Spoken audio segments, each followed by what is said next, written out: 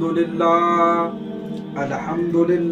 नहमदुहु व नुसल्ली अला रसूलिहिल करीम अम्मा बाद फ़अऊज़ु बिल्लाहि मिनश शैतानिर रजीम बिस्मिल्लाहिर रहमानिर रहीम। अल्लाह ताला से दुआ है, अल्लाह ताला सही तरीके से बात कहने की, सुनने की, समझने की, फिर उस पे हम सबको अमल की तौफीक अता फरमाए। मेरे भाई, आज की ये वीडियो बहुत कीमती वीडियो है और मुसलमान की जो लड़कियां हैं उनके लिए इस वीडियो में एक नसीहत है और माँ बाप के लिए भी नसीहत है और भाइयों के लिए भी नसीहत है। पहले शादी का इंतज़ाम, उसके बाद दूसरा काम, ताकि कल को पछताना ना पड़े। होटल के कमरे में मोहब्बत का हक अदा करने के बाद लड़का और लड़की बरहना हालत में लेटे मोहब्बत की बातें कर रहे थे। लड़का, जानू ये लम्हे बहुत कीमती हैं, चलो एक वीडियो बनाकर उनको यादगार के लिए कैद कर लेते हैं। लड़की, नहीं जान, ऐसे मत करो, तुम वीडियो लीक कर दोगे। लड़का, तुम्हें मुझ पर शक है। जान, तुम्हें मेरी कसम एक वीडियो बनाने दो, तुम्हारे सर की कसम डिलीट कर दूंगा। लड़की, जान, तुम सर की कसम मत दिया करो, चलो बना लो। इज्जत होटल के कमरे में नीलाम करके वो मोहब्बत की यादों में उड़ती घर आकर सो गई। याद रहे, वो घर से सहेली से मिलने का बहाना लगाकर गई थी। सुबह जब वो सोकर उठती है तो उसके बरहना यूट्यूब इंटरनेट पर वीडियो वायरल हो चुकी थी। भाइयों ने उसी वक्त मार कर दफन कर दिया।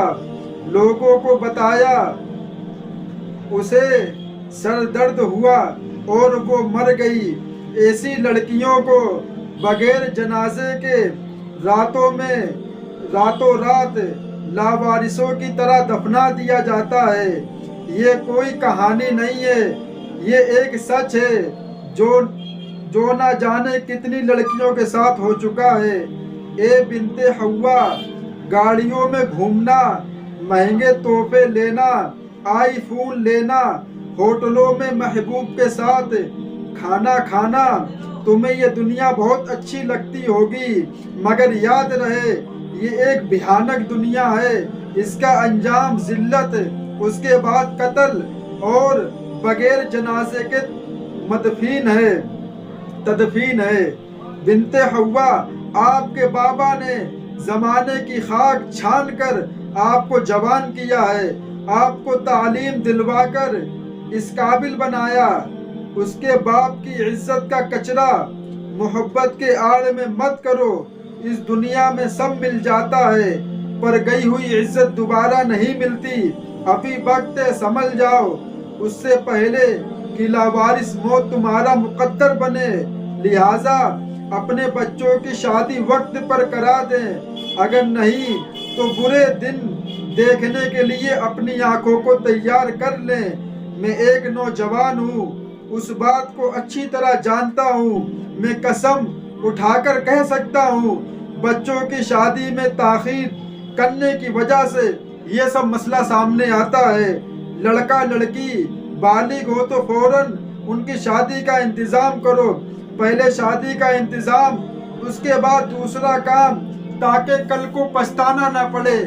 चीख चीख के ये बात हम बोलते रहे, लोग मेरी हंसी उड़ाते रहे, मजाक उड़ाते रहे कि ये मौलवी पागल हो गया है, शादी की बात करता है। मेरे भाई, कल यही बात जब तुम्हारे सुनोगे, तुम्हारे बच्चे सुनेंगे, तब कहेंगे कि बाबा जान, मौलाना मुफ्ती चीख चीख के कहते रहे कि अपने बच्चों की शादी करो, लेकिन तुम्हारे ये बात नहीं समझ में आई। आज देख लो होटलों पे क्या होता है, कोई है इस पे बोलने वाला? लड़की कहाँ जा रही है किसी को पता है? माँ बाप ने बड़ा कर दिया है बस। मेरे भाई, इससे बचने का सिर्फ और सिर्फ यही एक रास्ता है कि अपने बच्चों की शादी टाइम पे करो, वरना कोई जनाजा भी नहीं पड़ेगा और रातों रात दफना दी जाओगी कब्र में, इसलिए कोई जाने भी ना। तो मेरे भाई, हमें इन चीज़ों को रोकना चाहिए और इन चीज़ों पे बोलना भी चाहिए। हम तो यही चाहते हैं कि लड़का लड़की बालिग हो जाए तो फौरन उनकी शादी का इंतज़ाम करो, उसके बाद दूसरा काम करो, वरना कल खून के आंसू बहाने के लिए तैयार रहो। खून के आंसू रोगे जब आपकी लड़की छोड़ के चली जाएगी आपको, या आपका लड़का किसी लड़की को ले जाएगा, तब कहोगे कि काश ये काम हमने पहले करा होता तो आज मेरी औलाद ये गलत काम ना करती। गलती किसकी है? गलती माँ बाप की है। 100% गलती माँ बाप की है। लड़का बड़ा हो जाए, जवान हो जाए, पैरों पे खड़ा हो जाए, बिजनेस कर ले, तब शादी करवा देंगे। तो क्या करवाओगे तुम? जब वो बीवी आती है बन के तो उसको मालूम होता है कि जो शादी में खर्चा हुआ है वो सिर्फ और सिर्फ मेरे शोहर ने लगाया है, तो वो आपको क्यों लिफ्ट कराए? आप कौन हो उसके? ये भी बता दो, कौन हो आप? उसको मालूम है कि मेरी शादी में जो हमको चीजें मिली है वो मेरे शोहर ने हमको दी है, इनके माँ बाप का इसमें कोई हाथ नहीं है। इसलिए कि लड़का अपने पैरों पे खड़ा हो गया है, भले उसने ना किया हो, माँ बाप ने किया हो, लेकिन बात तो दुनिया में यही मशहूर है कि लड़का जब अपने पैरों पे खड़ा हो तब उसकी शादी करो। तो उसकी बीवी क्यों तुम्हारे कपड़े धोए? तुम आए भी कौन उसके जो तुम्हारे पैर दबाएगी, जो तुमको खाना खिलाएगी? खर्चा भी तुमने क्या किया उसके लिए? हमारा पहले कितना अच्छा माहौल था, माँ बाप खुद शादी करके लाते थे औलाद की, तब वो मानती थी ये मेरे माँ बाप हैं, इज्जत करती थी उनकी। लेकिन आज माहौल बदल गया। जवान होते ही सबसे पहले शादी करनी औलाद की। ये नहीं कि टाइम निकला जा रहा है फौरन शादी, वरना अगर वो किसी गुनाह में या किसी गलत चीज में पड़ गया तो गुनाह तुम्हारे सर पे पड़ेगा, तुम गुनहगार होगे। क्योंकि उसके लिए जो जायज रास्ता है, जो हलाल है, वो खोल दो उसके लिए, हलाल तरीका उसके लिए खोल दो। क्यों वो जाएगा हराम की तरफ? आप ही ने पाबंदी उसके ऊपर लगाई है। अल्लाह ने, उसके नबी ने कोई पाबंदी नहीं लगाई किसी के ऊपर। शादी को हमने मुश्किल बनाया है, सब कुछ हमने किया है, और बाद में कहते हैं कि इतनी औलाद शादी कैसे होगी? कोई बताए मुसलमान बारात का तस्वुर है इस्लाम में? कोई कहे, कुरान में दिखाए, एक हदीस दिखाए कि शादी में बारात जाना फर्ज है? दिखाओ हमको, कहाँ लिखा हुआ है? ये सब गैर मुस्लिमों से रस्म मुसलमानों में आई है। दहेज का तो तस्वुर नहीं है इस्लाम के अंदर, जानते नहीं दहेज होता क्या है। आज भी बहुत से मुसलमान ऐसे हैं जो दहेज नहीं जानते। दहेज किसको बोला जाता है? क्या होता दहेज?